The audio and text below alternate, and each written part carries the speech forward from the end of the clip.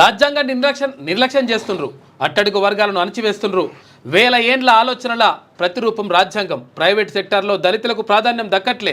కాంగ్రెస్ నేత రాహుల్ గాంధీ నిన్న మాట్లాడాడు. ఆర్ఎస్ఎస్ బీజేపీ భారత రాజ్యాంగాన్ని నిర్లక్ష్యం చేస్తున్నాయని కాంగ్రెస్ అగ్రనేత రాహుల్ గాంధీ ఆరోపించారు. బీహార్ పాట్నాలో సంవిధాన సురక్ష సమ్మేళనంలో పాల్గొని మాట్లాడారు. అట్టడుగు వర్గాలను అంచివేస్తున్నాయన్నారు. రాజ్యాంగం అంటే కేవలం బుక్ కాదు, కొన్ని వేల ఏండ్ల ఆలోచన ప్రతిరూపం అని పేర్కొన్నారు. భారతదేశ ఆత్మ రాజ్యాంగంలోనే ఉంటుందని, రాజ్యాంగంతోనే ఓబీసీ దళితులకు న్యాయం జరుగుతుందని చెప్పారు. ప్రైవేట్ సెక్టార్లో దళితులకు ప్రాతినిధ్యం లేదని, ఎన్డీఏ సర్కారు ప్రజల సొమ్మును అదానికి అప్పగిస్తుందని విమర్శించారు. జీఎస్టీ పేరుతో మోదీ సర్కార్ ప్రజలను లూటీ చేస్తుందని ఘాటు వ్యాఖ్యలు చేశారు. ఆర్ఎస్ఎస్ చీఫ్ మోహన్ భగవత్ నిజమైన స్వాతంత్రం వ్యాఖ్యలు దేశ రాజ్యాంగానికి విరుద్ధమన్నారు. ఈ దేశంలో దళితులు, మైనార్టీలు, సామాజికంగా అణగారిన ప్రజలు 90% ఉన్నారని, కానీ వారు వ్యవస్థలో భాగం కాదన్నారు. అందుకే మేము కులగణను డిమాండ్ చేస్తున్నామని తెలిపారు. దేశవ్యాప్తంగా కులగణన అనేది ఓబీసీలు, దళితులు భాగస్వామ్యం పరిపాలనలో ఇతర రంగాల్లో ఎంత మేర ఉంటుందో అని తెలుసుకునేందుకు సహాయపడుతుందని చెప్పారు. కులగణన లక్ష్యం వివిధ కులాల గణన గురించి మాత్రమే కాదని రాహుల్ గాంధీ గారు క్లియర్గా కులగణన గురించి చెప్తా ఉన్నారు. నేను ఈ వీడియోలో కూడా అదే విషయాన్ని ప్రస్తావించిన.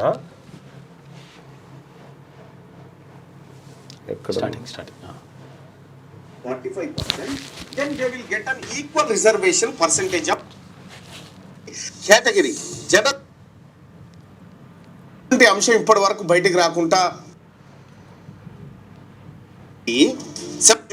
benefit by equal reservation percentage of 49%, and then OBCs can claim only 1% of reservation percentage irrespective of their population due to the cap of 50% reservation. That is the reason Rahul Gandhi ji strongly argue for the removal of the 50% reservation cap.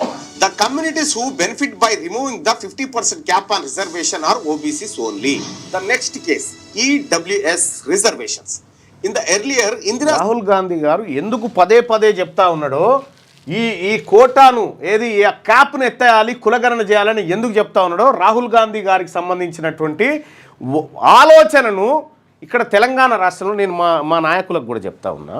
Congress party నాయకులకు, ముఖ్యంగా పొంగులేటి శ్రీనివాసరెడ్డి గారికి, ఎవరికి INPR శాఖ మాచిలుగా ఉన్నాడు కదా, ఆయనకు చెప్తా ఉన్నా.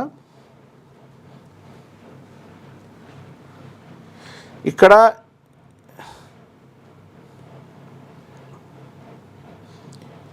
క్లియర్గా మనమేమో ఇది ఇస్తున్నాం. కాంగ్రెస్ పార్టీ ప్రభుత్వ ప్రకటనలన్నీ ఇప్పుడు ఇస్తా ఉన్నాం. ఈనాడు, ఆంధ్రజ్యోతి, వెలుగు, ఆ తర్వాత ఈ పత్రికలు అదొకటి ఇదొకటి ఇస్తా ఉన్నాము. సొమ్మేమో కాంగ్రెస్ పార్టీ ప్రభుత్వం ఈ పత్రికలకు ఇస్తా ఉంది, ప్రకటనల రూపంలో వాళ్ళకు. ఇక ఈ కాంగ్రెస్ పార్టీ అధినాయకుడు రాహుల్ గాంధీ గారి ఆలోచన ఈడైనా పత్రికలలో వస్తే చూడరు. ఏ పేపర్లన్నా, మెయిన్ పేపర్లలో అసలు యాక్చువల్గా ప్రతిపక్ష నాయకుడు అక్కడ పార్లమెంట్లో ఐఎన్పిఆర్ మినిస్టర్ గారు ఉన్నప్పుడు ఆయన వార్త ఎందుకు వస్తలేదు అనే ఒక మాట ఎందుకు వస్తలేదు, అట్లా కనీసం దాని గురించి ఎందుకు ఇప్పుడు ఐఎన్పిఆర్ మినిస్టర్ గారు ఏం చేసిరో వస్తుంది, కానీ రాహుల్ గాంధీ వార్త మాత్రం రాదు. రాహుల్ గాంధీ గారి వార్తలు మాత్రం రావు. మెయిన్ పేపర్లో ఫస్ట్ పేజీలు రాదు. వస్తే ఒట్టిగా ఎందుకు వస్తాయి అవి?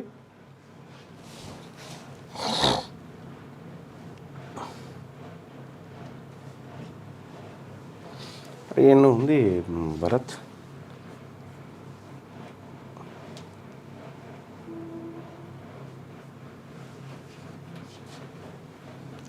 ఎంత దారుణం అంటే ఇగది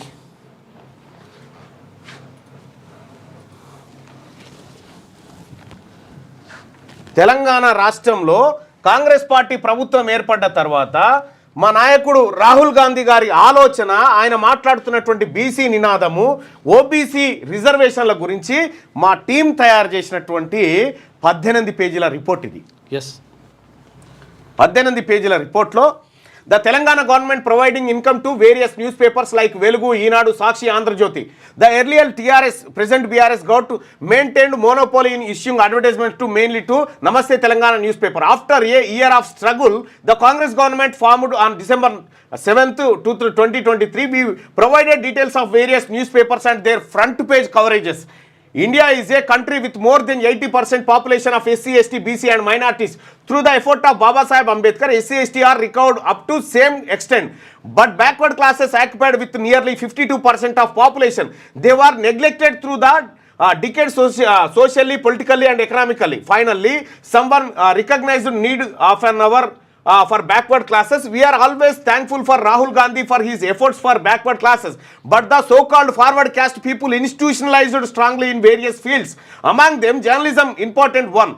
Even though this newspaper benefit from the gout, they are reluctant to cover Rahul Gandhi news to front page. The great Bharat Jodo Yatra inspired people aspiration all over India among backward classes. Bharat Jodo has a key role in 2023 Telangana Assembly elections. The whole backward class people of Telangana want to walk behind the Rahul Gandhi sir for further movements. We are highly disappointed with the attitude of newspapers towards Rahul Gandhi sir and backward classes people. We are requesting here to address this issue. Editorial bias low, news coverage often prioritized topic and events related to urban elites and dominant caste, while sidelines issues relevant to BC, SC, ST communities. Stories highlighting social injustice, caste-based discriminations or struggle for political representation of marginalized communities often receive minimum or no coverage.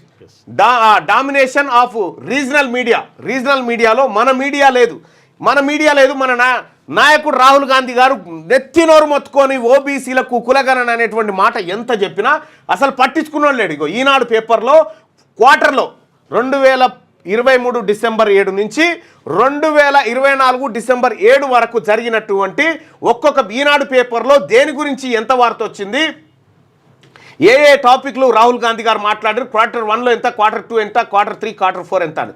ఈనాడులో రాహుల్ గాంధీ గారి వార్తలు, ఆయన ఆలోచనలు cover అయినటువంటి రోజులు ఈ green mark ఉన్న కాడ చూడొచ్చు.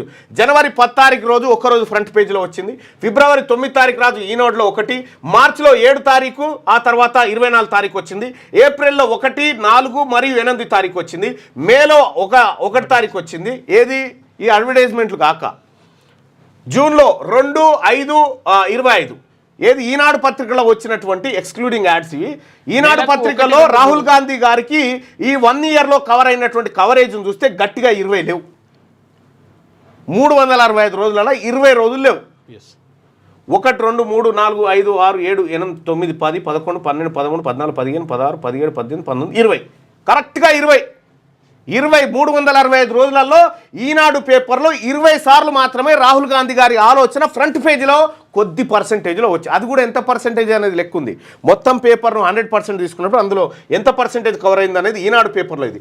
సాక్షిలో Q1, Q2లో ఇగో ఏమేమి టాపిక్స్ కవర్ చేసింది, రాహుల్ గాంధీ గారు ఏమేమి టాపిక్స్ మాట్లాడింది అనేది చూస్తే ఇగో సాక్షిలో జనవరి, మార్చి, ఫిబ్రవరిలో మొత్తమే లేదు, ఏప్రిల్, మే, జూను, జూలై, ఆగస్టు, నవంబర్, సెప్టెంబర్లో లేదు, అక్టోబర్లో లేదు. వీళ్ళకి యాడ్స్ ఇచ్చినాం. ఇక నమస్తే తెలంగాణలో అంటే మనం ఈ వాళ్ళు గతంలో చేసిన అరాచకానికి పత్రిక అనుకుంటలేడు, ఇందులో కవర్ అయినా పెద్దగా లెక్కలు లేవు, కానీ దాన్ని కూడా లెక్క ఉంది.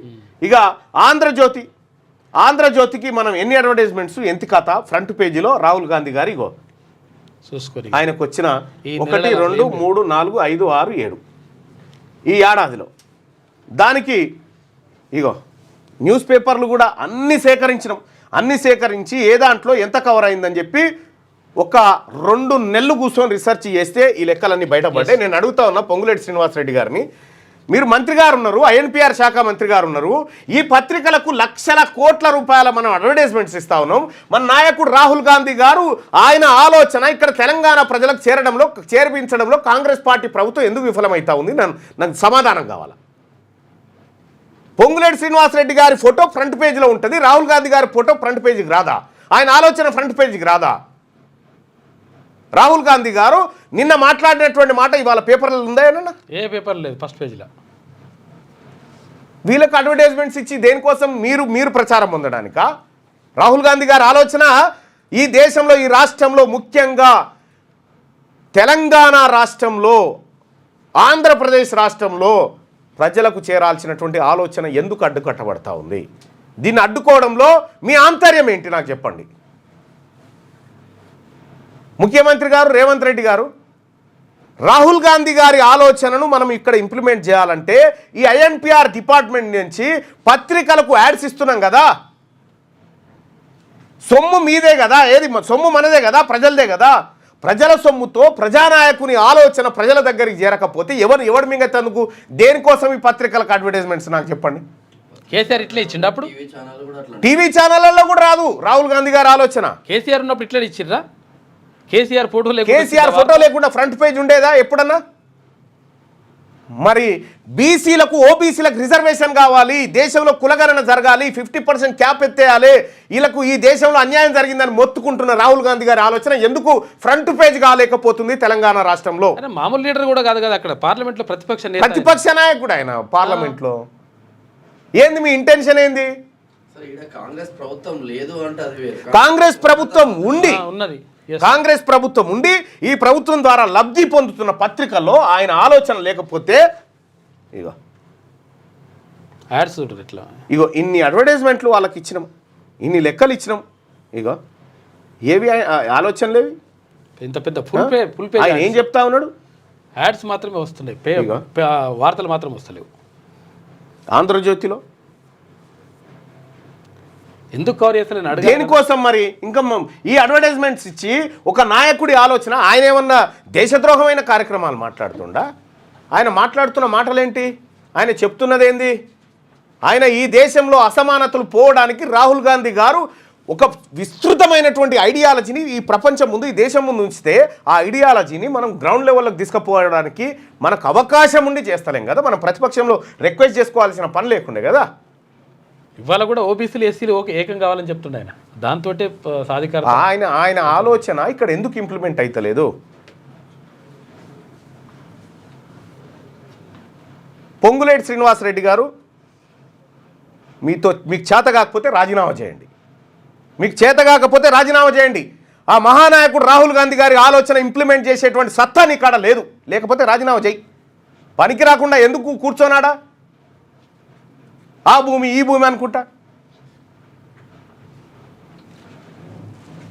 మీ పొంగులేటి శ్రీనివాసరెడ్డి గారి ఫోటో ఫ్రంట్ పేజీలో వచ్చినన్ని సార్లు కూడా రాలే రాహుల్ గాంధీ గారి ఆలోచన. పొంగులేటి శ్రీనివాసరెడ్డి గారిది ఎందుకు ఫ్రంట్ పేజీలో వేస్తే పేపర్లు అంటే ఐఎన్పిఆర్ మినిస్టర్ ఆయనే అడ్వర్టైజ్మెంట్స్ ఇవ్వాలన్నా, అందుకే ఫ్రంట్ పేజీలో వస్తుంది. నా ప్లేస్లో మా నాయకుడు రాహుల్ గాంధీ గారిది వేయండి అని ఎప్పుడని చెప్పిండు ఆయన? యాడ్స్ ఇస్తున్నాం కదా. ఇగో ఈ రకంగా రాహుల్ గాంధీ గారి ఆలోచన, మీరు ఇక్కడ ఏమేం చేస్తుర్రో, ఇక్కడ రాహుల్ గాంధీ గారి ఆలోచనను ప్రజల దగ్గరికి చేరకుండా మీరు ఎన్నెన్ని కుట్రలు చేస్తూ ఉన్నారో వీటన్నిటిని గమనిస్తూ ఉన్నాం. నేను గమనిస్తూ ఉన్నా, మా టీం గమనిస్తూ ఉంది, నాయకుడు రాహుల్ గాంధీ గారు కూడా గమనిస్తూనే ఉన్నాడు. ఇంకేం ఎవిడెన్స్ చేయాలా? మొత్తం రీసెర్చ్ చేసి పెడితే దీనికోసం అహోరాత్రులు కష్టపడి మా టీము ఈ లెక్కలన్నీ తయారు చేసి 18 పేజీల రిపోర్ట్ తయారు చేసి ఇగో ఎక్కడెక్కడ ఏ రోజు ఏం జరిగింది అనేది మొత్తం రాసుకుంటూ వచ్చినాం. క్లియర్గా ఉన్నది, రాసుకుంటూ రావడం కాదు, పేపర్లు కూడా మొత్తం అన్ని. కాంగ్రెస్ పార్టీని కూడా ఈ పేదలకు భూములు పంచిన పార్టీ, పేదలకు ఇండ్లు ఇచ్చిన పార్టీ, పేదలకు ఉద్యోగాలు ఇచ్చిన పార్టీ, పేదలకు అన్నం పెట్టిన పార్టీ, పేదలకు అధికారాన్ని పంచిన పార్టీ. ఆ పార్టీకి ఉన్నటువంటి అత్యంత గొప్ప నాయకుడు రాహుల్ గాంధీ గారు, సోనియా గాంధీ గారి ఐడియాలజీ ఇక్కడ రాష్ట్రంలో ఎందుకు విస్తరిస్తలేదు? కాదు, ఉన్న వార్తలు రాస్తుంది ఏమైంది? మీరు అధికారాన్ని అనుభవించి అవతలిపోతారు, పార్టీ ఉంటుంది కదా. మీరు ఇంకొక చోట అధికారం ఉందంటే అటు వెళ్ళిపోతారు. మరి ఇక్కడ ఉన్న పార్టీ ఎటు పోవాలి? ఇక్కడ రాహుల్ గాంధీ గారి ఐడియాలజీ ఇప్పుడు ఊర్లలోకి పోతే ఇందిరమ్మ అంటే ఇప్పటికి గుర్తుపడతారు ఊర్లలో. ఇల్లు వాళ్ళకి అంతే. రాహుల్ గాంधी साहब इसका ऊपर नजर डालना पड़ेगी. इन लोग पूरा आपका आइडियालॉजी को तोड़ने के लिए इधर कार्रवाई शुरू किया. పొంగులేటి శ్రీనివాసరెడ్డి గారు, మీకు చేత కాకపోతే రిజైన్ చేయండి. మీకున్న ధ్యాస భూముల మీద, మీకున్న ధ్యాస వేరే దాని మీద ఉంటే పోయి దందాలు చేసుకోండి. రాహుల్ గాంధీ గారి ఐడియాలజీని ప్రజల వరకు చేర్చడంలో మీరు విఫలమయ్యారు. నేను కాంగ్రెస్ పార్టీ ఎమ్మెల్సీగా చెప్తా ఉన్నా, మీరు విఫలమయ్యారు.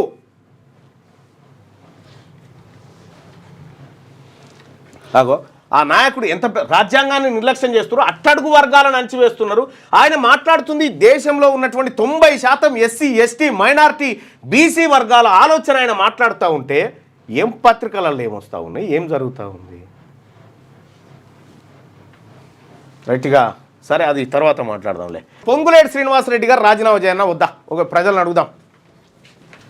మీ అభిప్రాయాన్ని తెలియజేయండి. ముఖ్యంగా కాంగ్రెస్ పార్టీ కార్యకర్తలారా, మంత్రిగా పొంగులేటి శ్రీనివాసరెడ్డి విఫలమయ్యాడా?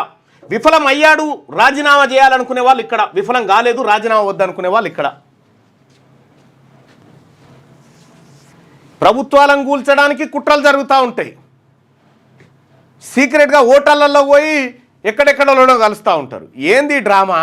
ఈడ పార్టీని మీ అవసరాల కోసం వాడుకోవడానికా? మంత్రిగా పొంగులేటి శ్రీనివాసరెడ్డి విఫలమయ్యాడా? TV9 NTV అన్ని ఛానల్లో కూడా అవే. మనం ఉంటే అడుగురా.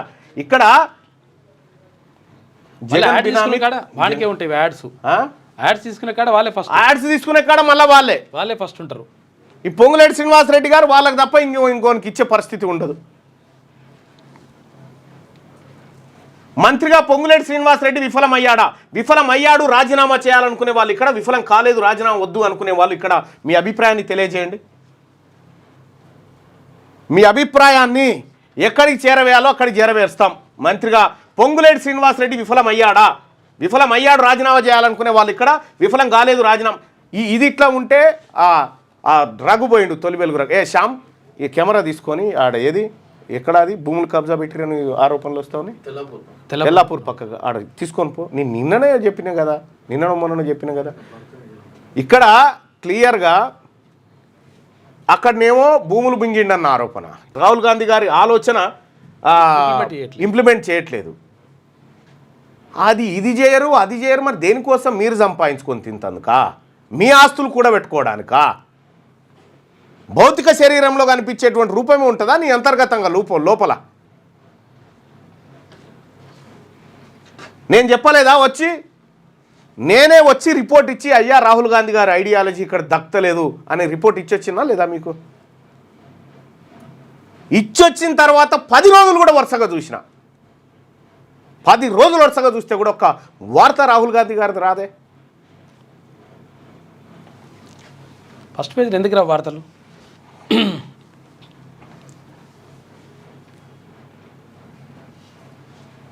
రైట్. మంత్రిగా పొంగులేటి శ్రీనివాసరెడ్డి విఫలమయ్యాడా అంటే 82% మంది, 182% మంది విఫలమయ్యాడు, రాజీనామా చేయాలని చెప్తా ఉన్నారు. పొంగులేటి శ్రీనివాసరెడ్డి గారు విఫలమయ్యాడు, రాజీనామా చేయాలని 182% మంది చెప్తా ఉన్నారు. లైక్ చేయండి,